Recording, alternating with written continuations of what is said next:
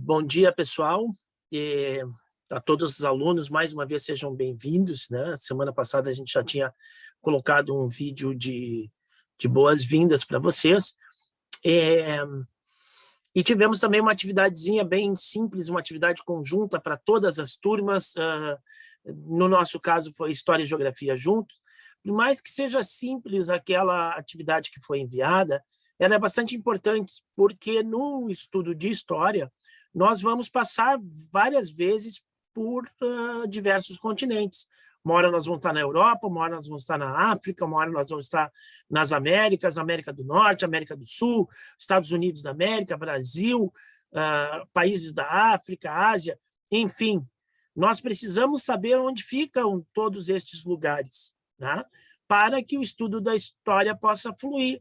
Se eu não sei de onde que eu estou falando, nem a relação que existe entre um continente e o outro, fica mais difícil de eu estudar história, tá?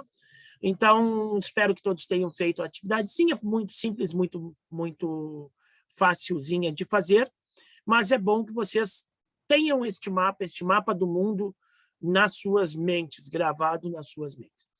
Nós vamos começar hoje, então, o nosso ano, né? Este é um ano de resgate, nós temos que resgatar tudo o que aconteceu no ano passado, porque alguns brilhantemente fizeram todas as tarefas durante o ano, as tarefas remotas, alguns fizeram parcialmente, fizeram algumas coisas e outros não fizeram.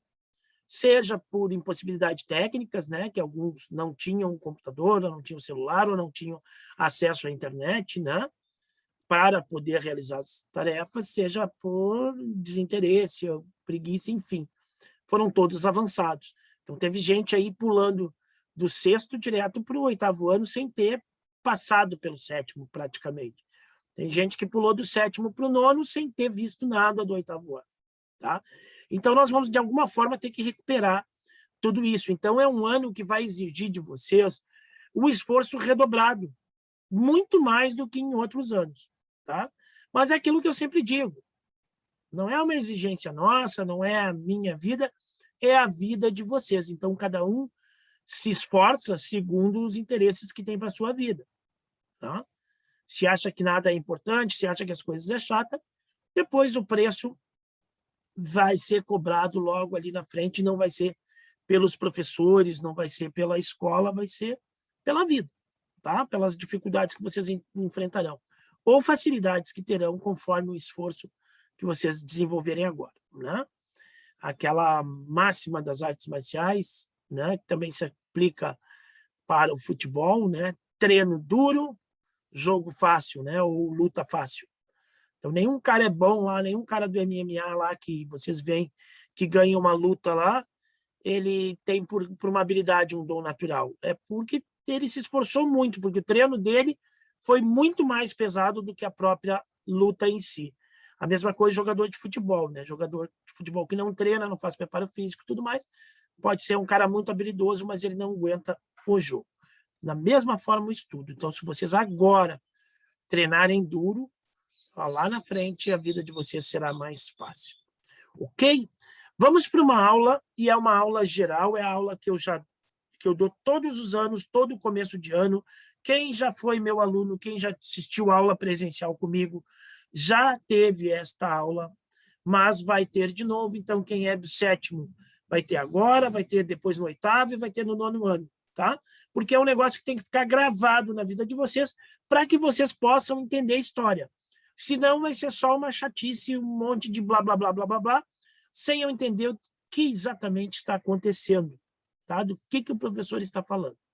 Então, vamos à nossa aulinha, tá? Eu fiz um PowerPointzinho para vocês, eu vou colocar ele aqui, depois, eu não vou parar agora, durante o vídeo, para a gente não perder muito tempo no vídeo, eu não vou parar para que vocês fiquem copiando durante o vídeo, mas vocês podem acessar o vídeo quantas vezes quiser, dar pause e copiar as lâminas ali, que é muito importante ter isso no caderno.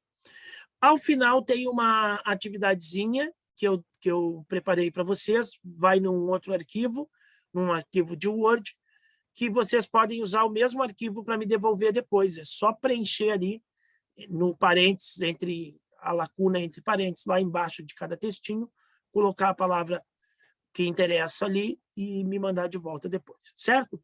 Então, vamos à nossa aula aqui, vou compartilhar a tela com vocês. O tema da aula é o seguinte, vamos botar aqui em apresentação para ficar mais bonitinho. Do começo.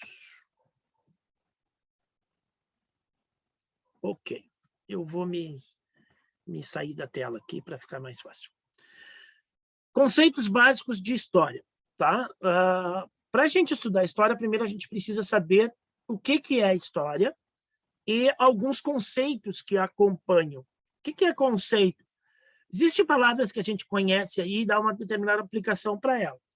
Conceito é quando eu tenho uma aplicação específica para aquela palavra dentro de um determinado paradigma. Ou, por exemplo, dentro do estudo de história, o que aquela palavra ela quer dizer. Quando eu uso aquela palavra, eu estou querendo falar sobre uma série de coisas, certo? Então, vamos lá para o nosso primeira coisa que a gente tem que definir. O que é história? História é a ciência que estuda a vida humana através do tempo. Então, aqui, ó, a vida das pessoas no passar do tempo, certo? Então, isso é história. História é a ciência que estuda a vida humana através do tempo. E passou o caminhão. A espécie humana é altamente social, o que quer dizer que a sua existência só é possível em grupo, tá? Então, os seres humanos só conseguem existir vivendo em grupo. E vejam aqui que eu coloquei duas imagens distintas para vocês. Esse grupo pode ser um grupo pequeno, como uma tribo indígena, por exemplo, onde todos se ajudam, onde todos trabalham junto, onde todos vivem juntos, ou um grupo gigante, como uma cidade, uma metrópole, onde tu não conhece a maioria das pessoas que estão ali, nem mesmo as pessoas que estão morando no teu próprio prédio, mas, de qualquer forma, tu estás vivendo, estás inserido neste grupo e a tua resistência só é possível dentro deste grupo. Pois bem, a vida em grupo ela traz algumas complexidades, né? Algumas coisas, algumas necessidades que as pessoas têm. Por exemplo, as pessoas têm necessidade de se alimentar. Não tem? Senão a gente não vive. Para que a vida humana se sustente, nós precisamos de alimentação. Qualquer vida precisa de alimentação. A vida humana precisa de alimentação. E a maneira como o ser humano busca a sua alimentação, às vezes é diferente da maneira como outros seres vivos, outros animais, buscam a sua alimentação. Tá? Então, isso é uma característica da vida humana a ser considerada.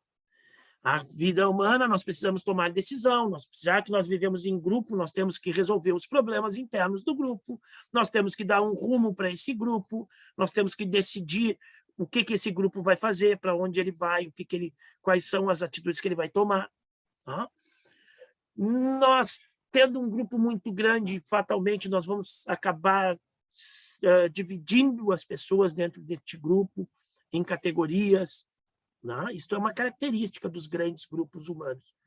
Né? Só nos grupos pequenos que todas as pessoas são iguais. Né? Nos grupos grandes, a tendência é que as pessoas sejam tratadas de forma diferente, dentro do próprio grupo. Nós precisamos nos expressar, nós somos inteligentes, o ser humano é um ser inteligente e ele expressa o seu pensamento de várias formas. Né? Ele materializa muitas vezes o seu pensamento. Então, isso também é uma característica do ser humano, né? Expressar, materializar o seu pensamento. E o ser humano também tem como um ser inteligente, ele tem uma ligação com o sobrenatural, com o que não é explicado, com o que é difícil de ser explicado, ou uma necessidade de ser protegido de alguma forma por um ente superior e tudo mais. Então, isso faz parte da vida do ser humano, todas essas coisas. Então, vamos lá. Estes aspectos fundamentais da vida humana, nós chamamos assim, o aspecto econômico, o aspecto político, o aspecto social, o aspecto cultural e o aspecto religioso. Amadinhos, grande dica do professor. Toda vez que vocês abrirem um livro de história para ler um texto qualquer sobre história, algum destes aspectos, ou mais de um destes aspectos, estarão presentes lá naquelas letrinhas, naquelas linhas, naquelas frases, naquele parágrafo que vocês estarão lendo. Por isso que eu gosto de dar esta aula, porque toda vez que vocês abrirem um livro de história, vocês vão saber do que estão tratando, o que estão lendo. Porque está lá, no livrinho didático de vocês, seja no 6º ano, no 7º, no 8º, no 9º, lá abriu, pegou um parágrafo, algum destes aspectos vai aparecer. Se não diretamente, pelo menos indiretamente. Então, 5 aspectos fundamentais da vida humana: aspecto econômico, aspecto político, aspecto social, cultural e religioso. Vamos ver o que cada um desses quer dizer. Ups.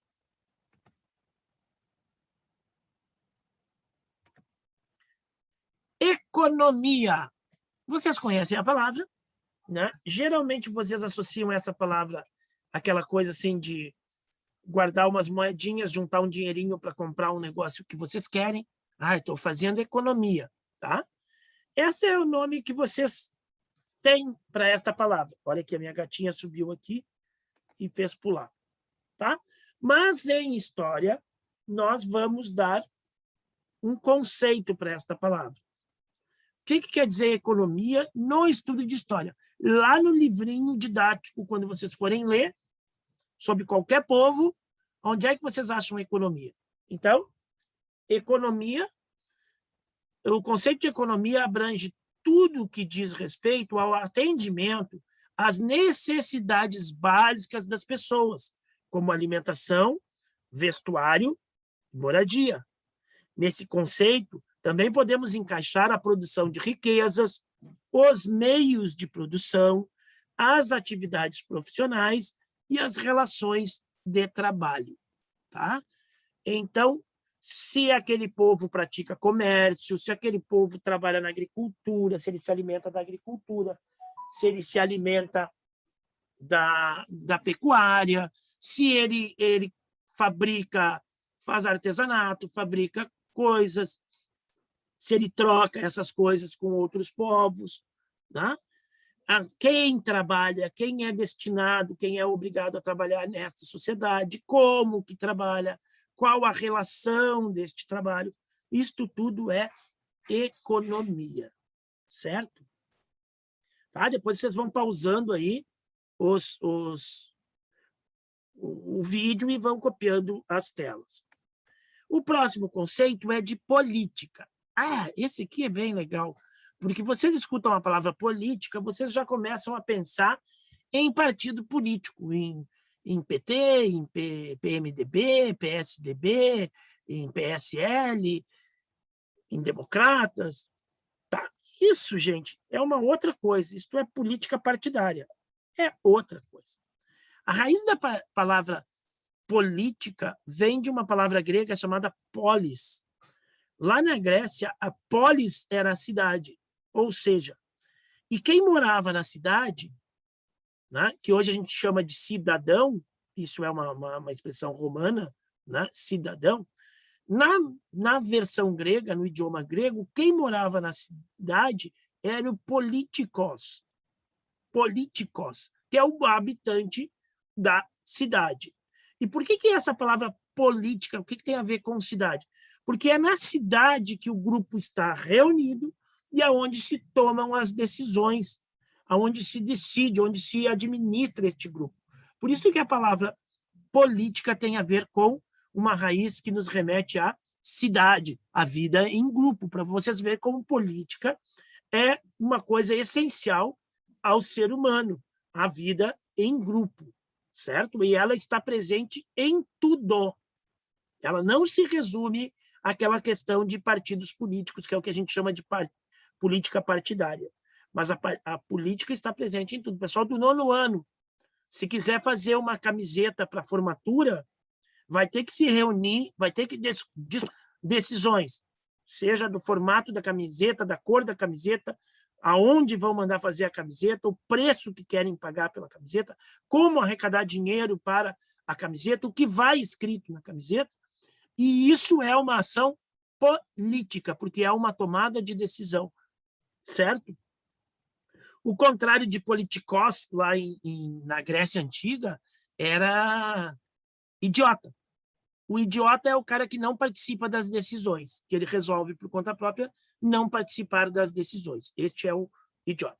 Mas vamos para o nosso conceito aqui, o que interessa, tá? Isso aqui era só perfumaria, só para dar uma localizada em vocês. Política. O conceito de política está ligado à tomada de decisões e condução de um determinado grupo de pessoas. Assim, podemos enquadrar neste conceito as relações de poder, a administração do grupo, as formas de governo e as ações de resistência ao poder.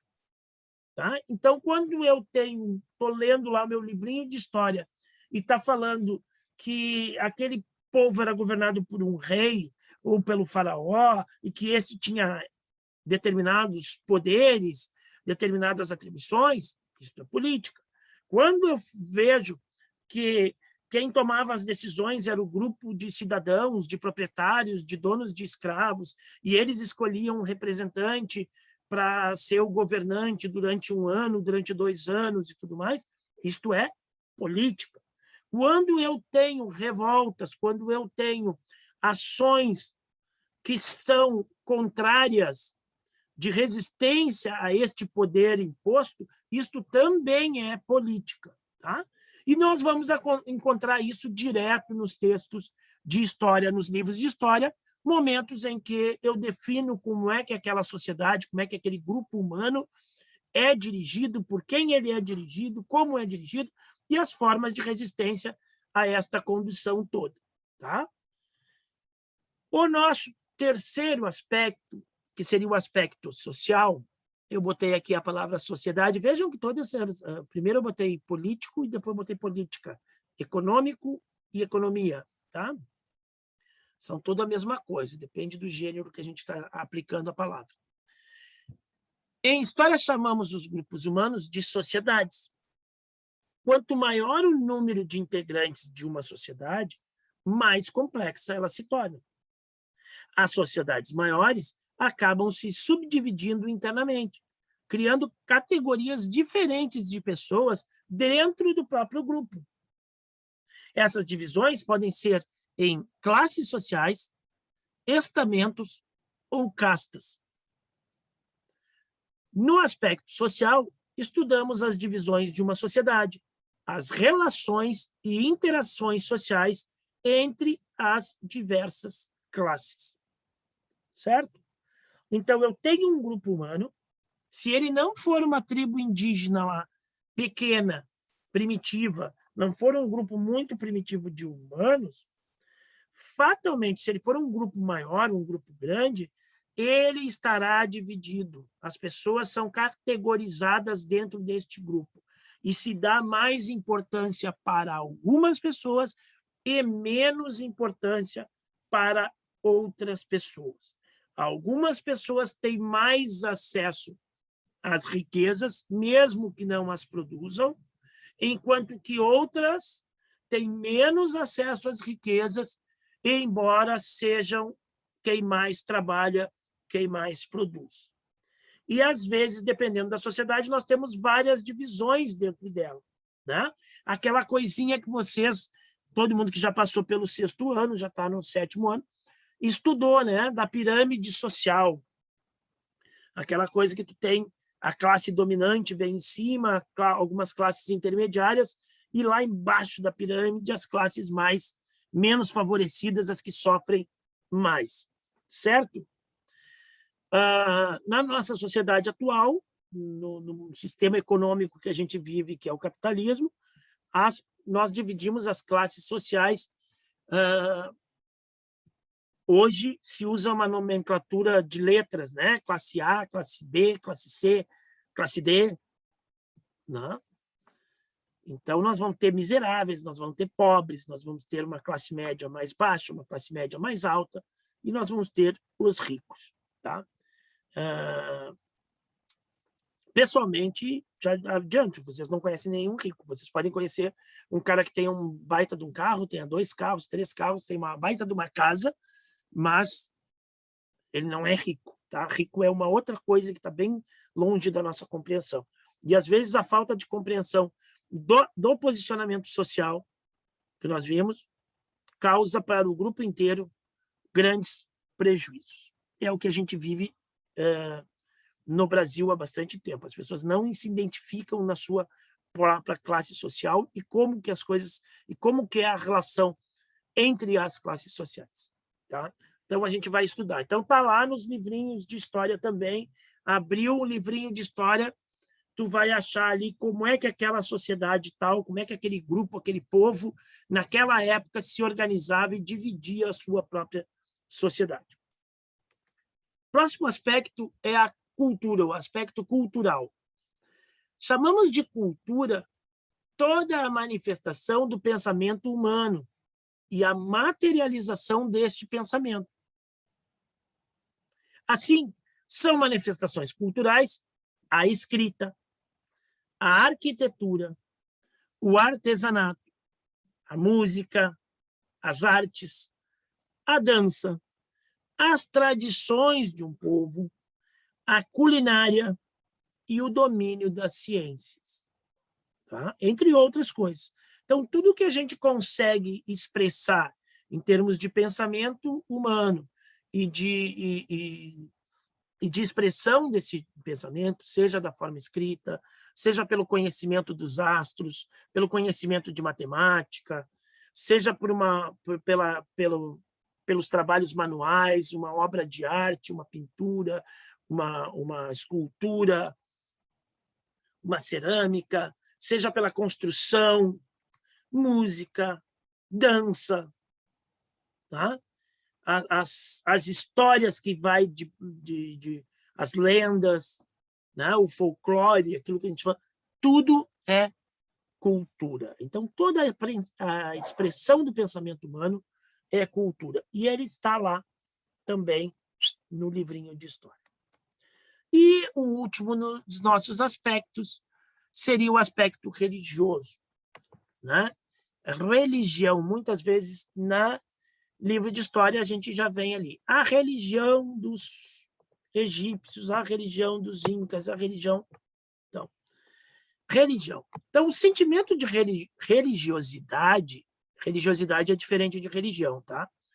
É inerente aos seres humanos. A necessidade de buscar explicações para a vida e para a morte, da compreensão de fenômenos complexos e a necessidade de ligação com um ser superior.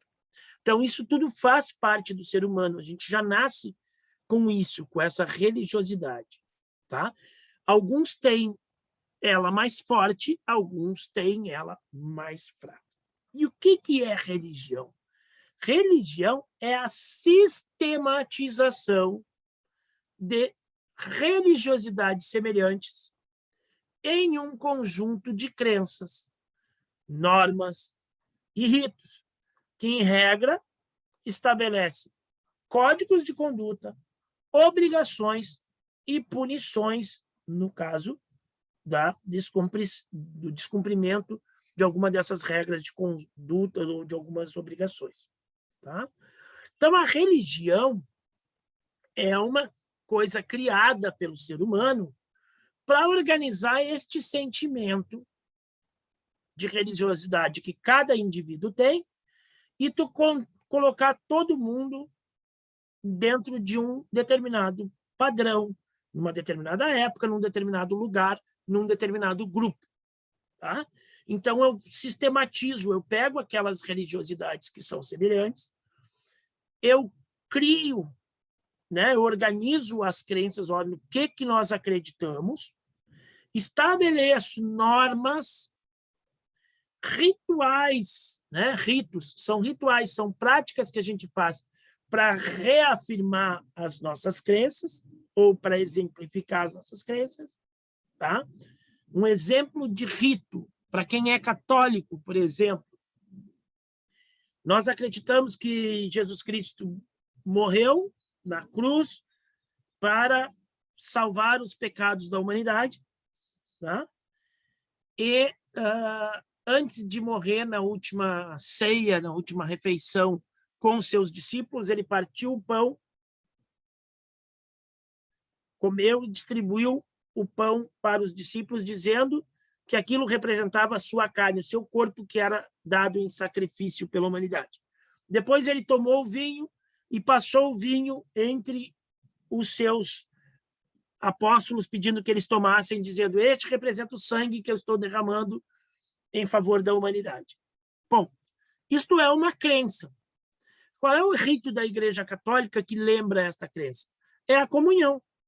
Lá, depois da missa, quando todo mundo entra na fila e o padre pega a hóstia, aquela bolachinha, né, e coloca na língua da pessoa, né? Engraçado que na Igreja Católica só o padre toma o vinho. Os demais não tomam o vinho. Ficam só com o corpo. O sangue fica só para o padre. Bueno, não estou criticando a religião de ninguém, só estou fazendo uma parte. Isto é um rito. Faz parte de uma determinada religião. Tá?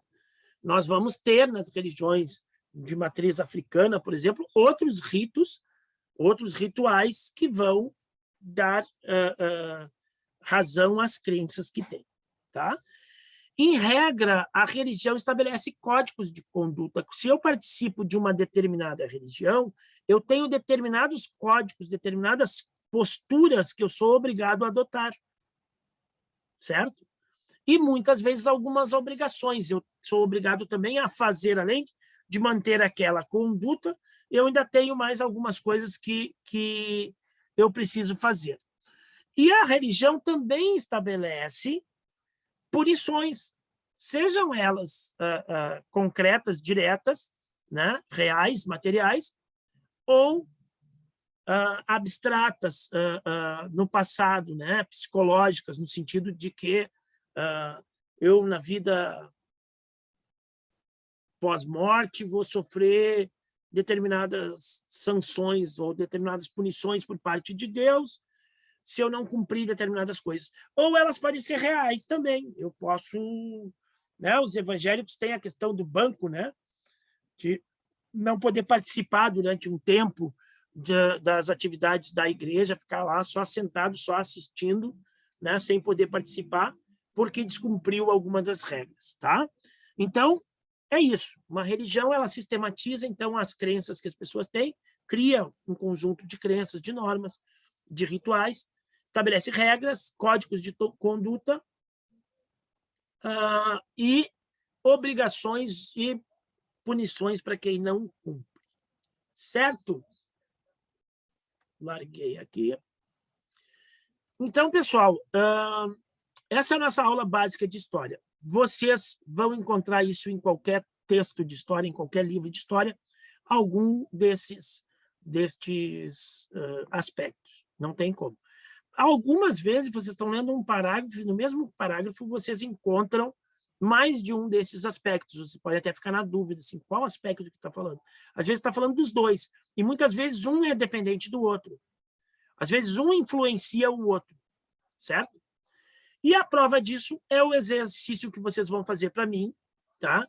Que eu vou mandar junto com este vídeo, vocês vão fazer o exercício. É uma paginazinha só, tenho 5 textinhos ali, 5 pedacinhos de texto, e no final de cada texto tem um parênteses com um pontilhado, e ali vocês podem escrever qual aspecto da vida humana que aquele textinho que eu coloquei para vocês está se referindo. Se é o econômico, o político, o social, o cultural ou o religioso. Certo?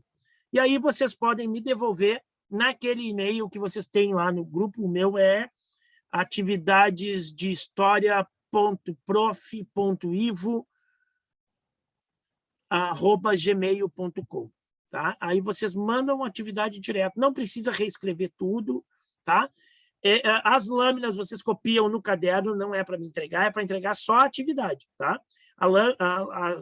Material das lâminas que vocês copiarem no caderno é material de estudo de vocês. Vocês têm que ter isso anotado para depois, quando tiver uma prova, quando tiver uma avaliação, vocês saberem, né?